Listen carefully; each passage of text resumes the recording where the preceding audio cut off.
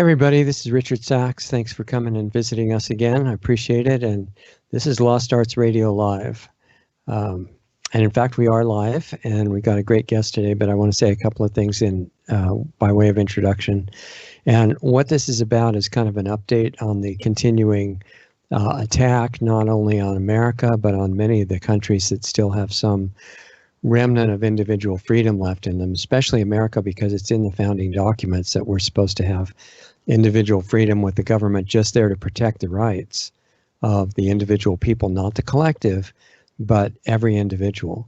And there's some understanding of that in countries in what used to be Europe before the EU, and Australia, New Zealand, and the UK, and some other places like that. But it's under attack worldwide in a very coordinated manner. And I wanted to read something if we have a second, and I'll try to go fast because our time's going to go by in a flash here. This is by Taylor Caldwell, and that was she's a novelist, wrote some really interesting books. She says, "A nation can survive its fools and even the ambitious, but it cannot survive treason from within." I'm not saying we can't, but it's more serious. "An enemy at the gates is less formidable, for he is known and carries his banner openly. But the traitor moves among those within the gates freely. His sly whispers rustling through the alleys, heard in the very halls of government itself. For the traitor appears not a traitor. He speaks in accents familiar to his victims, and he wears their face and their arguments, and he appeals to the baseness that lies deep within the hearts of all men. He rots the soul of the nation, and he works secretly and unknown in the night to undermine the pillars of the city, and he infects the body politic so that it no longer can resist. A murderer is less to fear." That's Taylor Caldwell. And I don't think that means, there's no hope, but it indicates the seriousness of it. And we're going to talk about the fact that those traitors are actually institutions at this point, so they're challenging to get rid of or change. Anyway, the person I wanted to talk about that with and all the other developments since we saw him last time is Sheriff Richard Mack. So welcome, Sheriff, and really appreciate your being here. Thank you. Well, thanks, Richard. I guess we need to stop meeting like this, because every time we do, it's just getting more insane. Yeah, I know. I don't know if we're causing it, though. I mean, it's possible. Association. Well, hopefully we'll discuss a few solutions. That would be the whole point. I mean, I don't see any point in even looking at how bad things are unless it's for the sake of getting solutions to it. Right. So what do you think is happening since we last met that is worth really focusing on? Well, I would say the push to defund police departments, the push for more anarchy or complete anarchy across our country, which seems to be falling in line with the Marxist takeover of America. And it really appears that the Democrat Party is pushing that big time. Yeah. And I'm astonished by something here. If I hadn't seen this quote and seen Nancy Pelosi say this herself, I would have not believed it, because it's absolutely unbelievable that the third most powerful politician in Washington, D.C. actually said this. When the public and private destruction of national monuments were being destroyed by various organizations that claim to be after justice. Yeah. She said that she didn't care about statues. That was her response to that kind of criminality. And when people are committing crimes, and the Speaker of the House endorses it and says it's okay because she says she doesn't care about statues, is she going to care if they go after the Jefferson Memorial? I mean, Jefferson has, in the Jefferson Memorial in Washington, D.C., right next to the Potomac River, it says, "Defiance of tyranny is obedience to God." It's actually in there, on the wall, for everyone to see who visits Washington, D.C. and goes to the Jefferson Memorial, where we're supposed to memorialize this great president and this great man. And one of his great quotes is just that tyranny needs to be opposed, and that it's obedience to God when we do that. However, for her to come out and say that it's okay for these people to do that, and for these people to come out and try to convince the American people that they're actually after justice, you can't tell me that anyone is trying to achieve justice by creating more injustice. That's not how that works. And I will tell any of these groups, I still see signs that they're justice, no justice, no peace. Yeah. Or justice for George Floyd, and so on and so forth. And I don't know if you heard, but a white man in Ahwatukee, Arizona, was just shot and killed, shot in the back by a police officer here in this area. No. That family is demanding justice, but I don't see anybody marching for that. And that's what I want. And you already know this, but I want every person in the country to know that the CSPOA, the Constitutional Sheriffs and Peace Officers Association, is by, for, and of the people. It's a citizen partnership with our law enforcement officers. And in keeping that, we are against all injustice. We don't care who the victim is of any injustice. We are against it all. And we're against all the violence and all the killings, no matter who's doing them, whether it's thugs and gangs in Chicago or LA or New York. We're against it all. And I'm absolutely appalled that a little baby, a 1-year-old baby, can be shot and killed with this heinous and careless and mindless violence in some of our major cities, and nobody hardly says a word. Right. And a 15-year-old girl shot and killed who was an innocent bystander, and we're not making a big deal out of that, or the 99 people that were shot in Chicago last weekend, and we're on another weekend. It'll probably be just as bad or worse, even as we speak. But I think we really need to start focusing on who we are as a country and what our value system really is. And then for anybody to say that it's okay to beat police like we saw this past week, beating police with clubs and steel bars, and now even murdering police, and that's supposed to be accepted or acceptable. In what world do you live in that any of that violence is acceptable or okay? I'm absolutely baffled. I'm heartbroken to be able to watch this in this country that was totally founded and dedicated to stop this type of violence and to keep this type of injustice from happening in our country. Yeah. And people are supporting this, and yet the vice president, former vice president, and presidential candidate for the Democrats seems to be giving this more than just tacit support. Yeah, definitely. It's all pretending to be about racial justice, actually, at the moment, but it has nothing to do with that. They're destroying businesses of people in the group that they're supposed to be protecting, and shooting those people. And I mean, it's just totally ridiculous. And they're assuming that the educational system has done its job and we have no more logic ability at all, no ability to think. Yeah. And that the media is doing a really amazing job with making everything about race conflict and running stories, on thousands of outlets, that it's really impossible for people of different races to get along. I saw one about an hour ago it's on a browser. Firefox browser is bringing that up, and just amazing stuff. It's complete nonsense, and they're figuring that we'll fall for it. And when you combine that with the almost universal lack of understanding of health and disease, so that we can get this new royalty in that are the health dictators, it makes a problem. Which kind of makes you wonder what Trump is actually doing with Fauci at this point. It's like he slapped a muzzle on him, but he's still keeping him around. Right. I think, he has people, when Trump first got in, there were large groups of people, including all the Q people, which are kind of an amorphous group that is mostly following anonymous authorities. But they were saying that, oh, Trump's playing 75th dimension chess and knows everything. And one of the great newscasters that I think is doing good work, and we can't mention here, will get banned.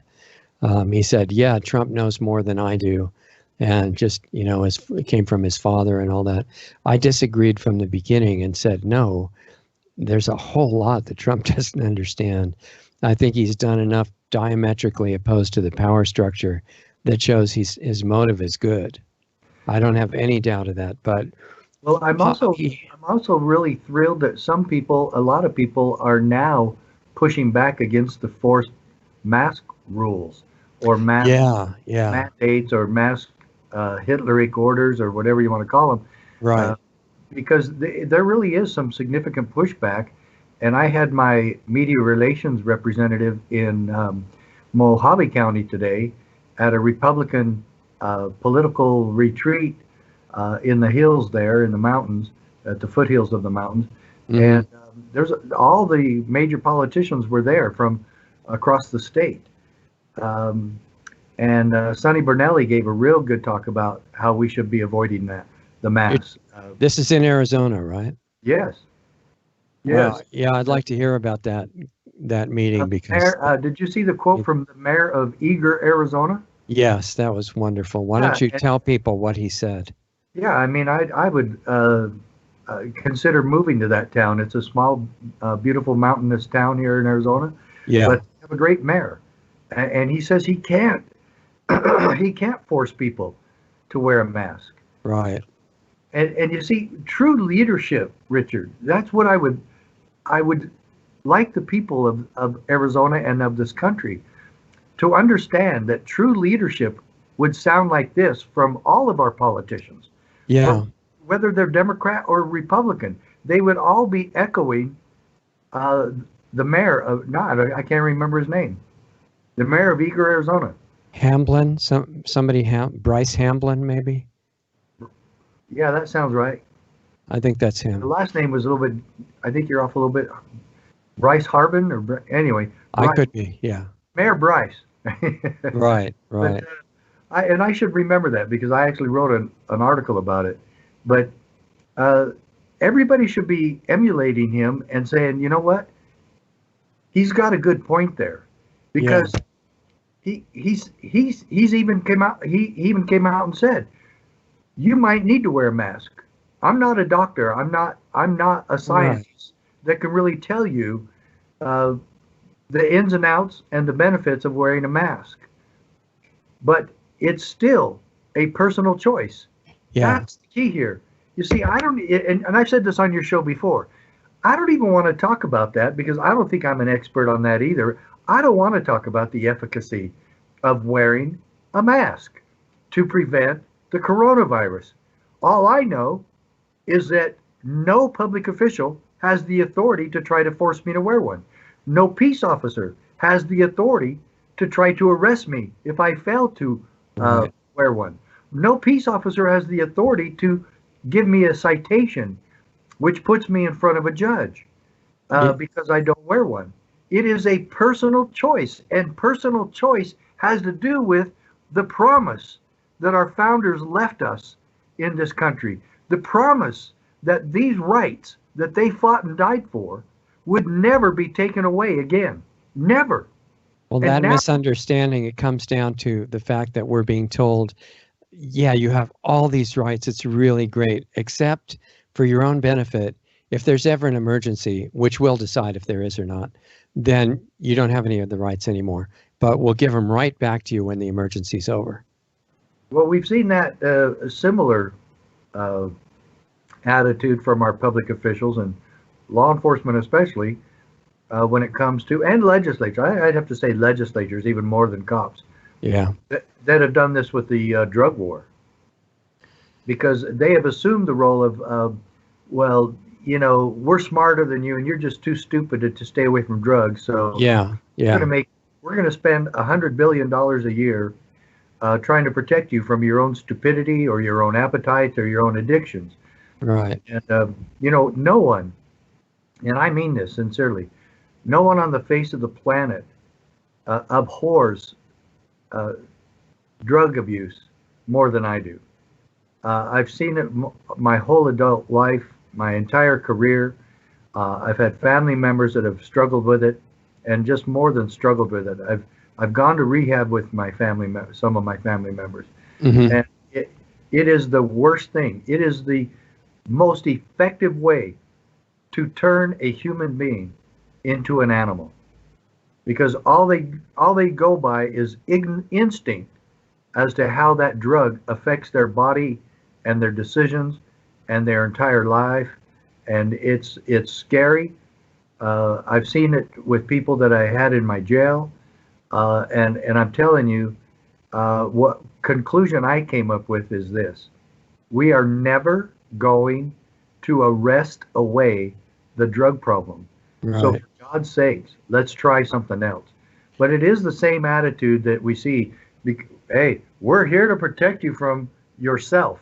Yeah, If exactly. and that's the Mayor Bloomberg thing. Yeah, he said this.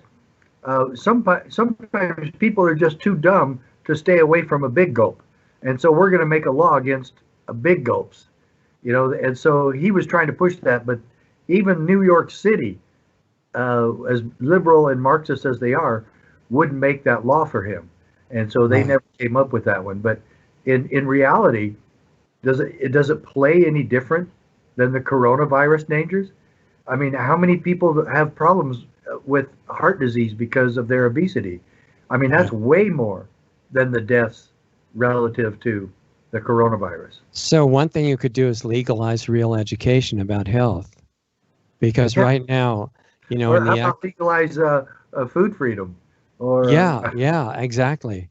Because right now I know in the academic community, teaching about health for public health officials and people studying to become health authorities and the medical doctors and all, none of them learn the real information about health and how you can make most of the medical industry irrelevant. Probably 98% of it is only there because of lack of that education.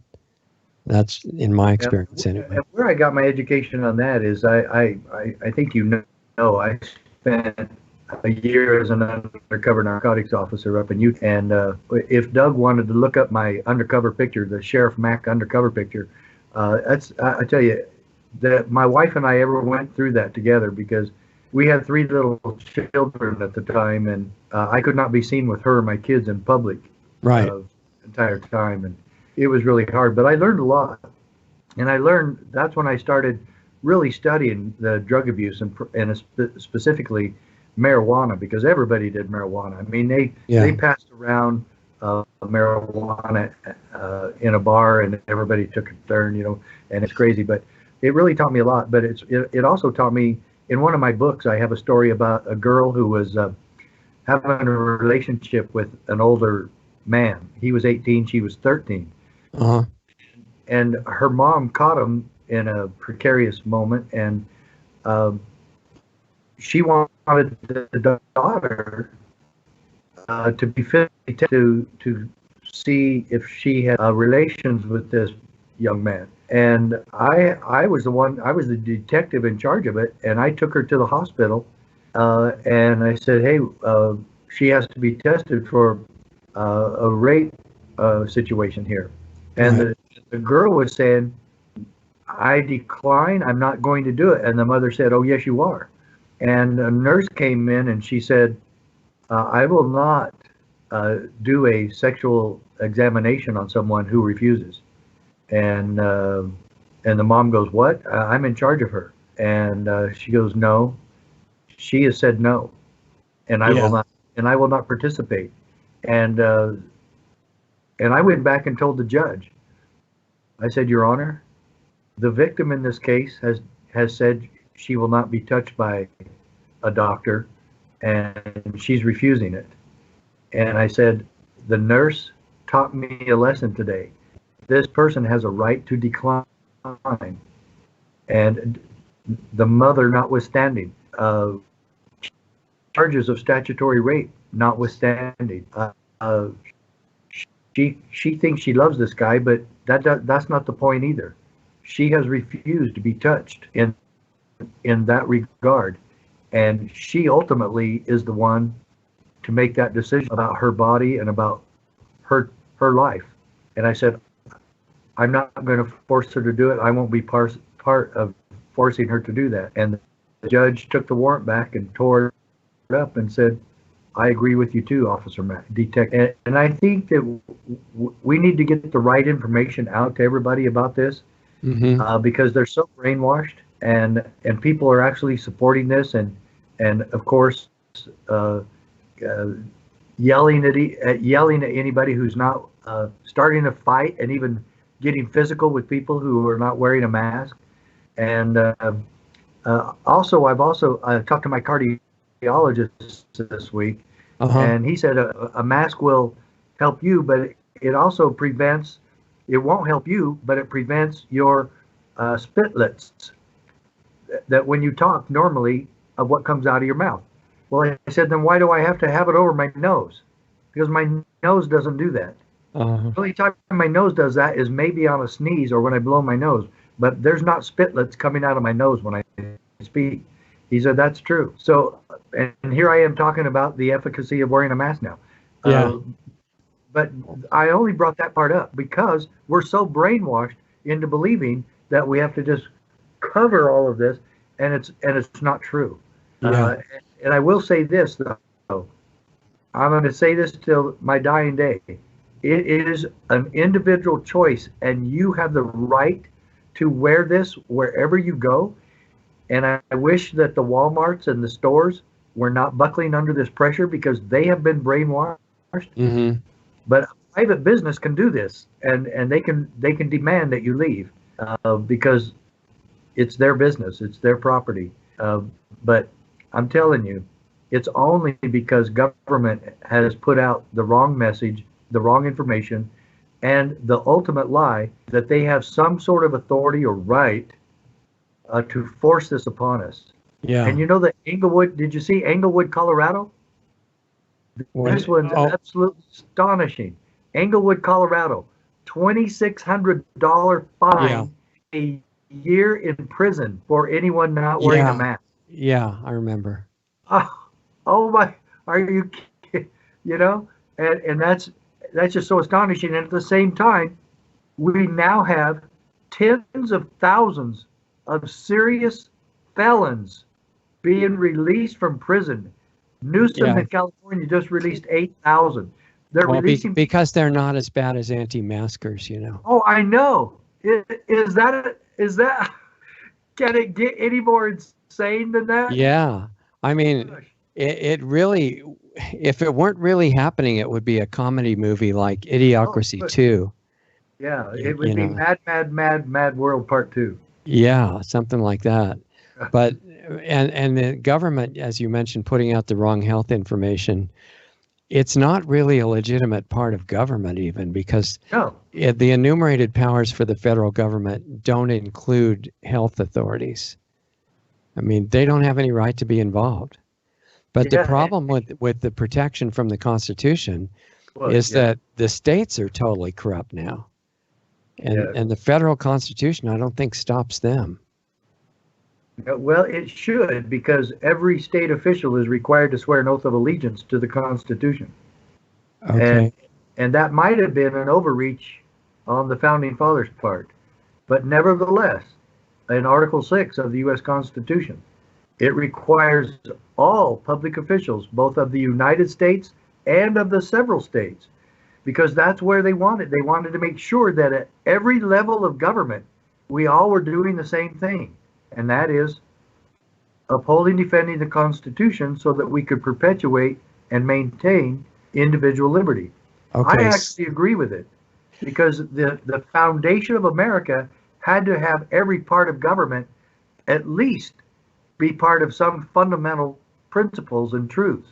Right. And so I agree with it. And I'm a states' rights guy all the way, but I agree with it. I mean, the constitutional republic idea, which is the form of government that the federal government's built around, only works if you are lucky enough to have a good constitution. I mean, you could have a constitutional republic with a terrible constitution, and it would be another form of slavery. But fortunately, the constitution in this country is good. What I'm wondering about is if a state wants to set up a medical authority that basically can dictate to you how to live your life, what part of the federal constitution, under what you just said, prevents that? Well, federal constitution that prevents that? Prevents the state from setting up a health dictatorship.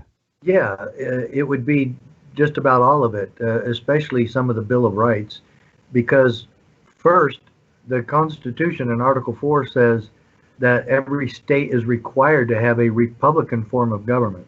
Yeah. It also requires all of those officials to uphold and defend the U.S. Constitution. And if you go even more fundamental, you can go to the Declaration of Independence and say that the purpose of all government, not just the federal government, but the purpose of all government is to, quote, that to secure these rights, governments, plural, governments are instituted among men. Mm-hmm. And then it gives us, the people, the right that when any form of government becomes destructive of these ends, it is the right of the people, is the duty of the people to throw off such government and establish new guards. Yeah, that's true. I think I don't know what that looks like, to throw off such government. Yeah, I mean, it's not super easy to do that these days, and they're kind of aware that they don't want to have that. What I do know is it's not because we vote every 2 years. Right, but in the States, the problem is, like in Arizona, for example, we're both more familiar with Arizona because of being there. They've apparently put it in the state law that if there's an emergency, and they just declare there's an emergency, nobody can question it. Well, a health emergency, that the health officials take over and they become the new dictators, basically. And that's in state law. Yeah. And it's all justified by the fact that they told you it's now an emergency. So nothing else applies. Yeah, and we just had a month ago, we had the Supreme Court of the state of Michigan issue a warning to all courts that we should be making our decisions according to the rule of law, not hysteria. Right. And yet, here we go.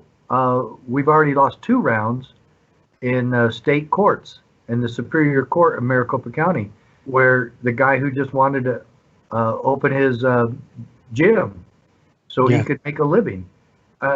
You know what? These business owners in Phoenix and around the state, they do not have enough money, and they have not received enough support from the government to keep these businesses open. And what are you supposed to tell somebody who is losing everything they've ever dreamed of, losing their hard-earned business, and their entrepreneurial spirit has been destroyed? The spirit of freedom has been destroyed for these people. Yeah. And the pursuit of happiness has been destroyed. And it's not the coronavirus. This has been destroyed by self-appointed dictators in Arizona and other states. Yeah, absolutely true. And I've often heard it said that in the revolutionary times when the country was starting, 3% or something like that were the ones that were able to accomplish the successful independence. I wonder what the other 97% were like. Would they have gone along with this kind of stuff or not? Yeah, I don't think so. In fact, I read the biography of John Adams, and he said it was actually more of a third, and a third. He said the Tories were a third. There was about a third of the American colonists that wanted to stay with England, basically. They wanted to stay with England. Okay. Yeah, it was just more comfortable. They knew there were problems, but they didn't want to fight the greatest empire in the world. Right. Which, there's some wisdom behind that. You know? Yeah, it makes things pretty hard for a while, and maybe really bad too. And then a third didn't care. You know, they just wanted their 6-pack on the weekend and let me go to a ball game. Yeah. And let me watch TV. that third. Yeah, And yeah. then a third actually supported, in one way or another, actually a third supported the Revolutionary War. So maybe it was And 33%, not 3%. well, but when the 3% were the ones that were actually fighting. Those were the soldiers, right? Yeah, those were the people who were actually engaged in funding or actually fighting the Right. Hancock. He never fought in the war, but he really put a lot of money to it, into the war. And can't remember Carol Carl. I think his name was Carroll Carleton. Anyway, he was a founding father from Maryland. He was Hmm. very wealthy, probably the wealthiest of the founding fathers. He put a lot of money into it. He likewise did not fight in the war. Hmm. So Benjamin Franklin never fought in the war. Thomas Jefferson never fought in the war. Thomas Paine never fought in the war. But a lot of these men, Patrick Henry never signed any of the foundational documents, never signed the Declaration of Independence, never signed the Constitution, never signed the Articles of Confederation. But he was a very significant founding father in the making of America. And Right. a lot of these men were, and each of them had a different talent that they brought to the war. John Adams was over in Europe for 3 years away from his wife and family. He took one of his sons with him. I believe it was John Quincy that went with him. And Yeah. that was a great education for the young John Quincy. But no, he was over there trying to get the Dutch to fund us, and Spain and France, and of course Franklin really helped with that also. But without France, we don't win the Revolutionary War. Without Right. Washington, we don't win the Revolutionary War. Without the miracle at the Battle of Trenton, we don't win the Revolutionary War. Or the miracle of the uh, strategy of Washington at Yorktown, how he got Cornwallis cornered at the Chesapeake Bay, and it was just an amazing uh, miracles that happened. I Yeah. mean, probably 20 different times during the Revolutionary War where Washington said, if we don't win this battle, if we don't take this one, we're done. And Hmm. that happened all the way through. And yet, miracle after miracle brought us through this. And we Yeah. know who is in charge of those miracles. Yeah, I think they're kind of a response to the intent and the character and the purpose of the people who were trying to accomplish it. Yeah. That was met from the other side. And I know we've been going a little bit here, and I want to reiterate that there's so much that I love to talk about. I love to talk about the history of America. I teach American history at a local junior high, We and should do a whole series on that because, oh yeah, history is not taught anymore for the most part. no, it isn't, and it's really a shame that anybody in America could try to be tearing down monuments to Jefferson and Franklin and Washington and Hamilton. I just saw the play Hamilton on television, and there were some good points brought up. I didn't, one friend of mine said that he thought that they belittled the founding fathers in that play. I didn't really take it that way. I really thought some of it was sincere, and I thought, you know what, it's okay to make fun of the founding fathers a time or two because some of them deserved it, you Yeah. know. But what I loved is John Adams also said, we were able and we were dedicated to setting aside our personal and mutual ire for the betterment of the country because we knew what we were about and we knew Right. that petty differences were going to destroy our country if we didn't set aside some of those problems. And they did, and they understood it. And boy, we sure need to do that today. So, Another thing we really need to learn from. But I also want to reiterate, and I'll always bring up a solution, and that is yes. that the people of this country have got to get a relationship with their sheriffs. And the sheriffs are the promise that the founding fathers have handed down from generation to generation. And that is now in the hands of our nation's sheriffs. We have seen this over and over. And I don't want anybody to think it's just the sheriff. It's we, the people. It's every peace officer. It's every chief of police. It's anyone who has any duty or responsibility to enforce the law, Right. the rule of law, the Constitution being the supreme law of the land. How could any peace officer in this country who knows and understands the purpose for which laws have been put here, and that we actually now could put an order from a governor, an order, not legislation, Right. an order from a governor or a mayor above the Bill of Rights?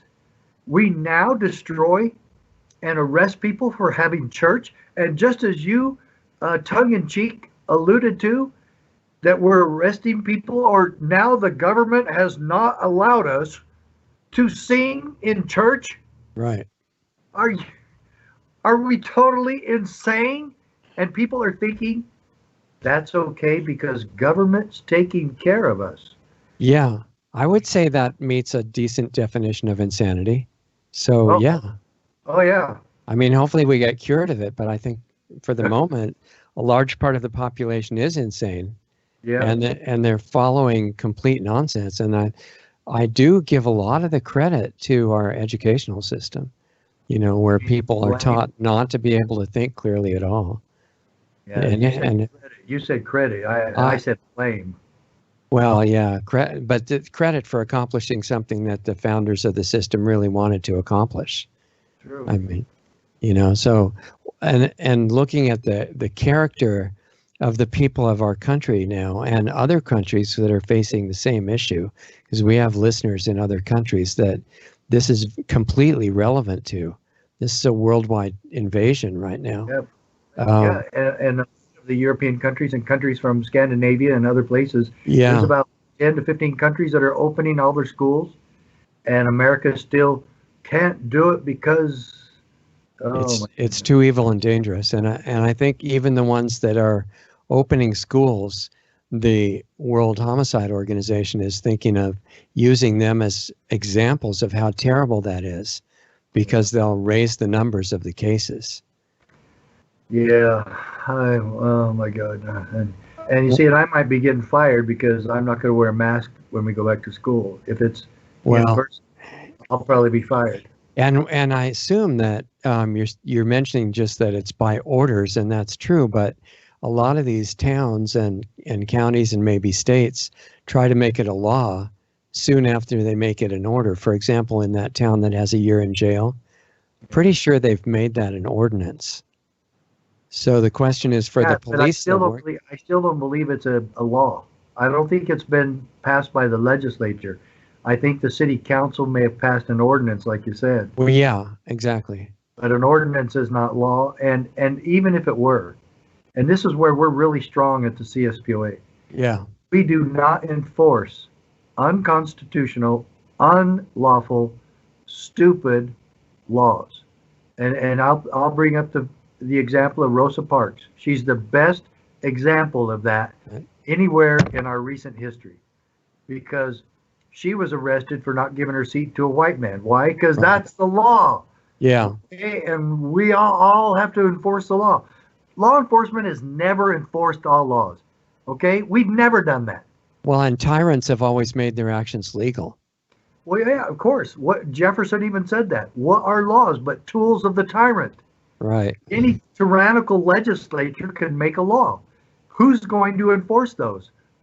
Okay, so the message of CSPO. I wouldn't have enforced it against Rosa Parks. I'm not going to enforce it against somebody not wearing a mask. This is like a really big point, because all over the many countries now, they are enforcing it against people not wearing masks, sometimes beating them up, putting them in jail, whatever.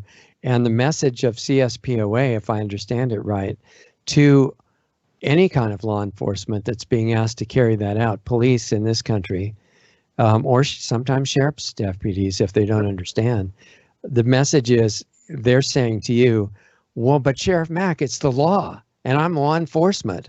So, I mean, what am I supposed to do? Yeah, and so, okay, is there any superior law to the one you're trying to enforce? You mean that the law enforcement has to actually make judgments, of course, about which laws are reasonable. and are enforceable. And we've Yeah. had so many sheriffs, and I praise these sheriffs who have said these laws are not laws, they're orders, and they're unenforceable. Even if it were a law, it's unenforceable. Why? Well, sometimes they talk about logistics. It's just logistically impossible. Then they talk about we don't have enough manpower. Then even some of them sound more like Sheriff Mack, and they'll say because it's against the Constitution. That's the only legitimate reason too.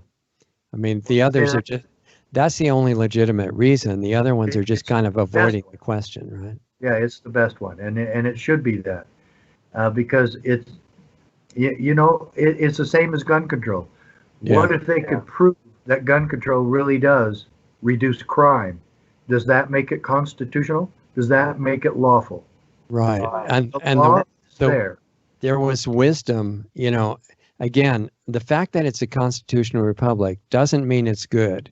The fact that we're lucky enough to have a good constitution and the republic is based around that is what makes it incredibly good. And they had wisdom in the beginning to understand something like why you don't have gun control. And I think that's been largely lost, No, thanks to the media. if you ask any high school graduate or ask any college graduate, what was the purpose of the Second Amendment? Why was the Second Amendment put in the Bill of Rights, the supreme law of the land, an addendum to the Constitution that the founding fathers wanted to make a declaration of rights that no future king or anyone in Right. any government, especially in America, could ever violate? Why was the Second Amendment why was it second, and why was it added to the Bill of Rights? Boy, you could write a book about the answers you'd receive. Yeah. Well, the answers you'd receive now is because those were a bunch of out of date, superstitious, crazy people, and they're all evil, rich white men for one thing. Well, And that's the one I really like to hear today because those rich white guys with those gray-haired old white guys. You know what? Those gray-haired white guys, that's exactly who the Democrat Party put in to run for president. oh, you mean this time? Yeah, but he has different ideas, I think. Yeah, I'm not saying he's compared to the founding father, but he's still the Democrats put in the type of guys they've been complaining about. Yeah. Old white guys. Yeah. You know? Well, the definitions are changing. I mean, the BLM protesters, I shouldn't call them protesters, the BLM rioters and terrorists, many of them that want justice for their group are crazy white people, actually. I mean, most of the ones that I've encountered. And they're calling Are they there protesting with them so they hope that the BLM guys won't beat them up or kill them? Who? The white people that are protesting are committing violence with them. Oh, yeah, they are. To say, hey, I'm on your side. I'm a good white. No, they're fully participating at this point, and they're being supported. In fact, the governor of New York recently said, well, this is a natural phenomenon, and it's just organic, and government can't just say, go away. I mean, we can't do anything, so whatever happens, basically. Ian Pelosi and Biden, boy, yeah. Oh, my goodness. Yeah. Well, a public official can talk like that? Oh, my gosh. I think you're talking about solutions being important, and there's two big aspects of that. One is education, because remember, there's a famous quote that is one of the ones I actually like from the Bible, and it says, "They know not what they do," and they were talking about murderers, okay, that time, at that point. Yeah. And what is that? A murderer knows that he's killed somebody unjustly, right? But what it was about is at a deeper level. No, they don't know, and in a way, everybody who's perpetrating crimes is kind of a victim of their own misconceptions. So I think because of that, it's not just education for the people that are consciously doing good stuff. Everybody needs real education to decide how they want to use their lives, and that's being. I mean, it's pretty much illegal. They're trying to get rid of homeschooling and anything that could be honest, but it needs to be brought back. And that's what you've been involved in with history, and that's a big part of it, right? Well, and if Biden gets his way, I'll get fired too because he wants to stop all charter schools, and I work for a charter school. You're in a charter school, right? Yeah. Oh, and by the way, we were voted the best teachers of the year 2 years ago in the entire state of Arizona, all schools. Wow, wow. If the other teachers are like you, I'm not surprised. But let's talk for a minute, before we're done here, about CSPOA as I think education in general is part of the necessary solution.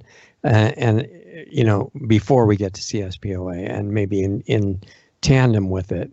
But the other thing is there has to be a strong enough educational base to know that the media is lying.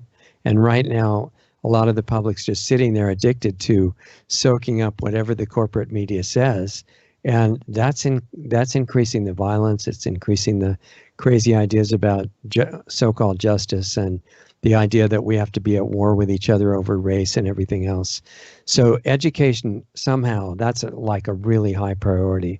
But CSPOA plays a part in that, and also in the relationship of educating sheriffs, really. Really, CSPOA is totally an educational organization, right?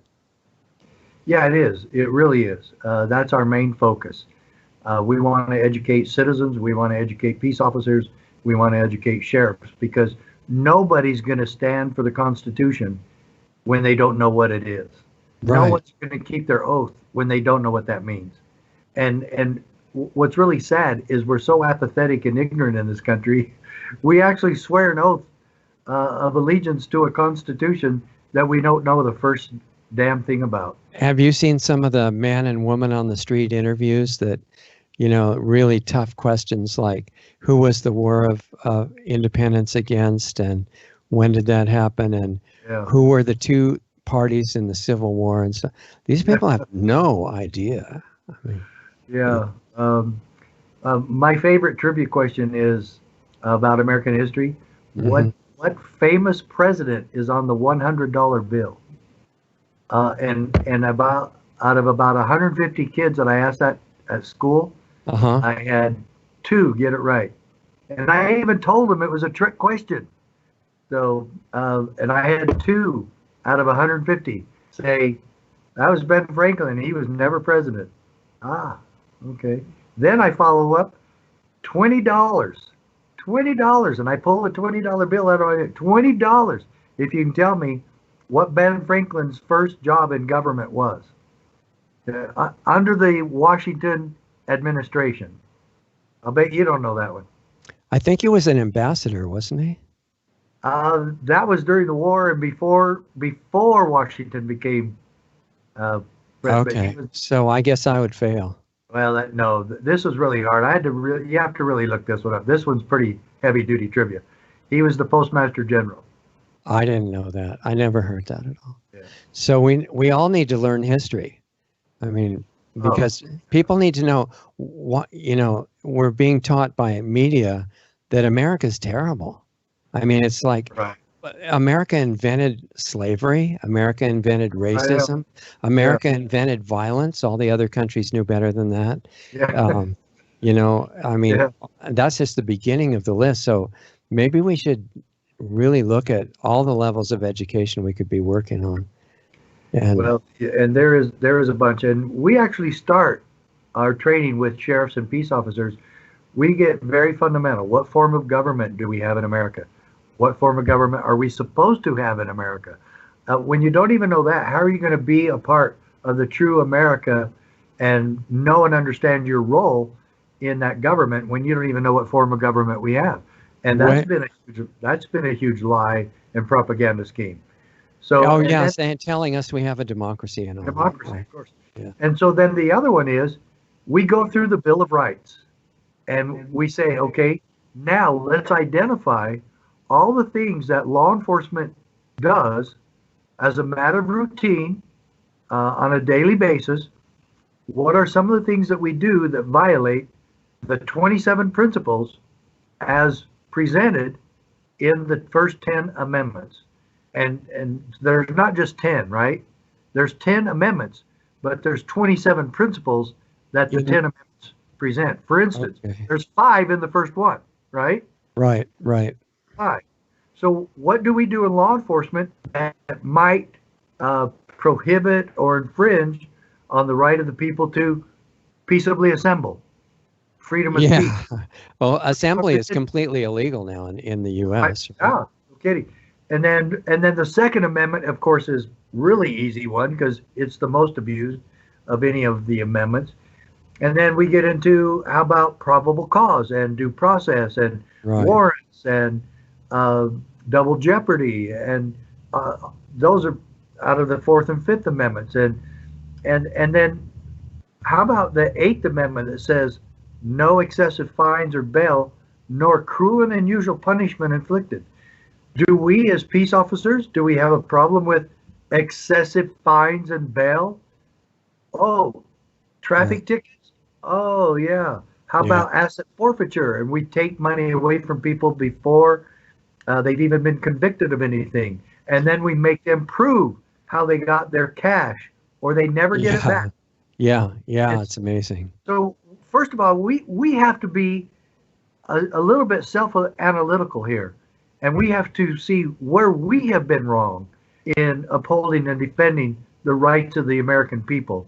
And then we understand that we will never be on the wrong side again, and that we make sure that we're standing firm in protecting the rights, and that we actually learn that the purpose for which law enforcement officers exist in this country is to do just that, protect the rights of the people.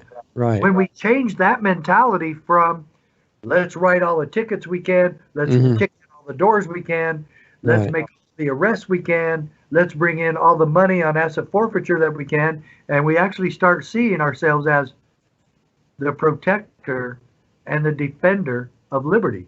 Yeah. That's a huge paradigm shift, and that's exactly what we do. Even going over those 27 principles that are in the first 10 amendments, which are the Bill of Rights, I mean, that could be multiple classes in itself, because when you've got the First Amendment, you're saying what could be going on now that might violate each one of these. But, the whole thing about getting together in church, for example, and singing, as you mentioned, you can't. Well, now, let me ask you a question. It specifically says Congress shall make no law. Does that mean all levels of government shall make no law? Well, again, every public official swears an oath to swear oath of allegiance to the Constitution. Right. They cannot violate the fundamental natural rights of anyone. But does that make the Constitution apply to the local levels? But yeah, it does. It does in that regard. But even if it doesn't, no state can violate the natural rights of any citizen. And okay, so for example, freedom of speech, you can't not protect freedom of speech in a state. Of course. Right? Of course. Okay. And when JFK sent troops down to Alabama to thwart Governor Wallace from stopping black students from going in the University of Alabama. Right.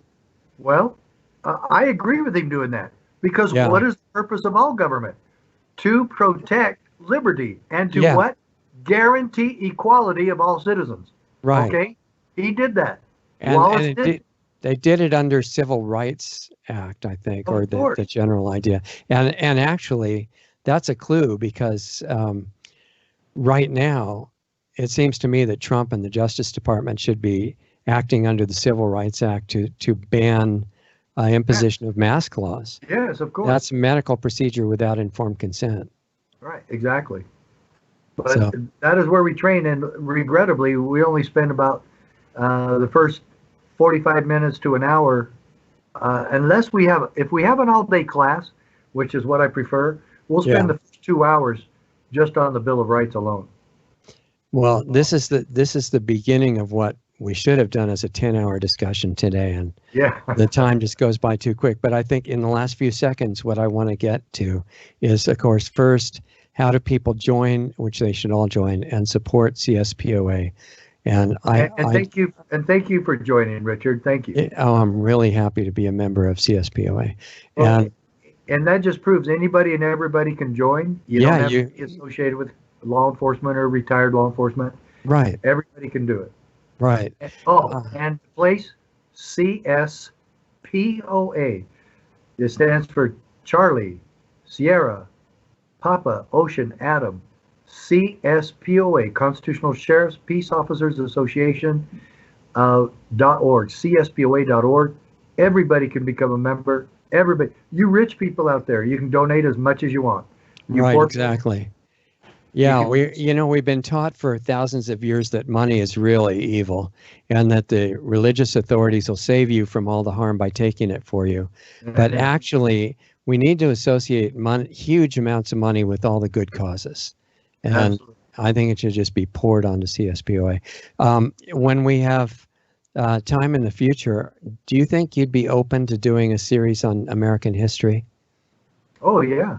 That wouldn't be too much extra work for you because you're prepared for that anyway, right? Where did the founding fathers get all these ideas? That's one Yeah, place. exactly. They were historians themselves, or they wouldn't have known about it. Yeah. Okay, well, we have a lot to get into, and we'll talk about when to start the series. If you're open to that, I think it's super exciting. You know, let's start by example that, okay, if education is this big void that we have to fill, well, it seems like we should start doing that, like right away. Right? Amen. Okay. Amen. So, yes. So everybody become a member, make a donation, buy the books, the materials that we have there. And we're also moving into creating videos of all my training to where all of your listeners can purchase those videos and share and make sure their sheriff gets one. And those are very inspirational videos. And we can talk specifically about how to help your sheriff to the maximum extent. Exactly. Yep. We need them all to be educated really quickly right now. Amen. In the current situation. Okay. Thank you, Richard. And appreciate you being with us, and we'll talk again shortly. Thanks for having me. See you soon. Okay, thanks. All right, Doug. See you later.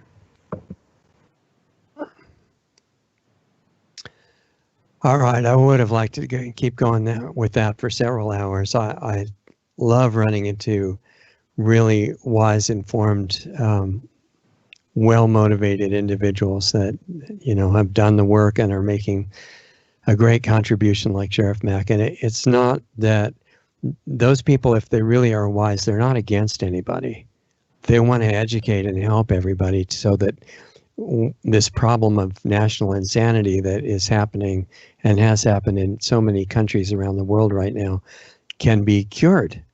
And I know medically you're not supposed to say cure about anything anymore. You're supposed to say manage so that you can stay sick forever. But I think that in this case, the national and international insanity would be really good to cure completely, and I don't think it's impossible. And if you get a sane population, I know it's really stressful for the tyrants because they can't do anything if the population is sane, and law enforcement only does good things and all this stuff. And the racists say, race conflict, that's stupid. I mean, whoever told us, and how did we ever believe that we have to fight each other about race or gender or age or social class? Or this is really dumb, and we should never have fallen for it. And the people in, working for enslavement and destruction and death in society and getting everybody on addictive drugs that destroy your body and your brain and everything, they should think with education, wait a minute, maybe that's not the best project for our lives, the best way to do our profession. Maybe we should, if we're in the medical profession, maybe we should teach people how to not get sick and not need doctors, and how to make most of the medical industry irrelevant, which it would be if we were allowed to have the correct health information. So the education's for everybody. Anybody that's wise like Sheriff Mack or so many others, they don't hate anybody. They're not even against anybody. They're against the things that are happening. And so they see the way to make that stop happening is reach the people who are playing the roles of the bad guys so that they wake up and say, wait a minute, why are we doing this? Because underneath that facade of evil, it's amazing, but I found it to be true. There's an actual person like us without the programming. And the way to start that and reach them is not, it's not worth having debates with the ones at the top levels. I have found that out directly. They're not interested in that. They're interested in doing very unpleasant things to you. But if you do it in yourself, you become educated, become wise, get rid of your programming, stop hating anybody for any reason, and realize that you need to be an example. And it doesn't mean don't defend yourself, of course, when you need to. Those are not mutually exclusive things to do. But you don't have the frequency of hatred that you're spreading anywhere. That makes you not weaker, but way stronger. It's what the rulers are afraid of, because if the public wakes up and becomes conscious, and it's not an intellectual thing, it's way deeper than that, then they don't have any slaves anymore. And it's all over. And in fact, sovereign countries not blending together under a world government, but staying independent, can cooperate with each other, each one trying to make itself as great as possible, which is a normal ambition for every country to have, a great place for the people to live and be free and work and have their lives. This all comes back with real education. So I want to take Sheriff Richard Mack up on his offer. And if you guys want to be there, if you think it would be worthwhile, let's learn the basics of history that he can teach, and we'll do that with as many of those critical subjects as we can, and stop being zombies and become conscious and be the example of the cure for this problem, not just a list of the bad things happening. So I'm over time. I'm sorry. Shouldn't do that because I've got the club meeting coming up. If you want to support us, we're not doing commercials. You may have noticed that. If you've got the means, please donate to LostArtsResearchInstitute.org, which is our nonprofit that supports all this work. You can go to our site, LostArtsRadio.com. There's a donate button there, and even if some people will help us that way, we can keep this going and expand into the other projects we have on hold because the money is not there. And we're not going to do anything that is questionable or has weird things attached to it for money. I'm not going to recommend anything just to sell it. I'm going to recommend things that I think are good, and then you can make your own decisions. But as a result of that approach, we need donations if you have the ability and you think that it's worthwhile. So we have a donate button on LostArtsRadio.com and on LostArtsResearchInstitute.org, which is another interesting site, or Subscribestar if you prefer. Subscribestar.com/LostArtsRadio, or there's a mailing address. If you don't want to have any little percentages, go to the intermediary banking facilitators. That's fine too. Communicate. We also have a Lost Arts Radio Facebook page where I'm going to take the time to start showing up. I'm sorry I haven't yet, but I get kind of busy and 16 hours goes by in a flash every day. But I'm going to start showing up and posting some direct personal videos on the Lost Arts Radio Facebook page and other platforms too, maybe Twitter and some other ones that we're looking at. So anyway, I think that's about it. We've got a Sunday show, don't forget, with inspiring and educational guests on 6 o'clock Pacific, 9 o'clock Eastern, Sunday night. And that show is, we have a lot of amazing people on that. We've got one tomorrow night that's a top authority on what's really going on with the pandemic. So if that's relevant to your life, and I think it is, you might want to come and listen. And that's free, it's public, and you need to share it everywhere. Also, Brighteon.com. Make sure and go to Brighteon and subscribe, because that channel doesn't get censored. That's Brighteon, BRIGHTEON.com/channel/Lost Arts Radio. You can subscribe to our channel and get notified when there are videos there. What else? There was something else I was supposed to tell you. I'll probably remember as soon as we go. But mainly, I just appreciate your time very much. Thanks for giving us a little bit of it. And share this everywhere. And we've had recent ones that are still on Brighteon that didn't get taken down. And the more you can do the sharing, it really helps us. And the club, if you want to get into things on a deeper level, that's planetaryhealingclub.com. And that's the gateway to it. We're going to be, I think upgrading that in the near future, but it still lets you get in. That group meets half an hour today, 24 minutes from now. You can get in if you want to.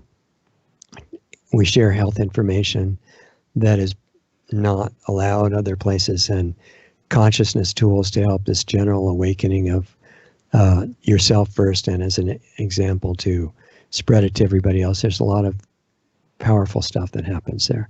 PlanetaryHealingClub.com. So sorry to keep you too long, and have a good rest of your weekend, or whenever it is that you're watching this. I appreciate you very much, and stay in touch, and we'll talk soon. See you next time.